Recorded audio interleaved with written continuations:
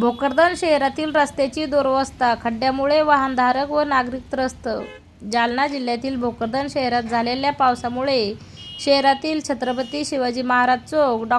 बाबासाहेब आंबेडकर चौक, Sillod road, Bhokardan Sillod या महामार्गावरील अनेक सिमेंट रस्त्यावर जागोजागी मोठे खड्डे पडले आहेत. त्यामुळे वाहनधारकांना वाहने चालवताना अक्षरशः कसरत करावी लागत असून अपघाताचा धोका वाढला आहे.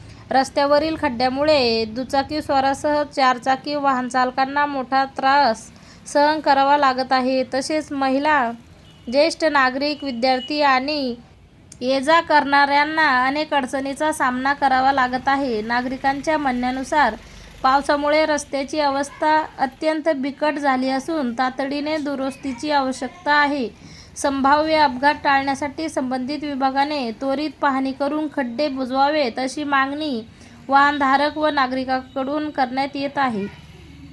ब्रेकिंग न्यूज, लाईव्ह अपडेट्स आणि बातम्या पाहण्यासाठी आमच्या भारत 24 तास न्यूजला लाईक, सबस्क्राईब, कमेंट करा. धन्यवाद.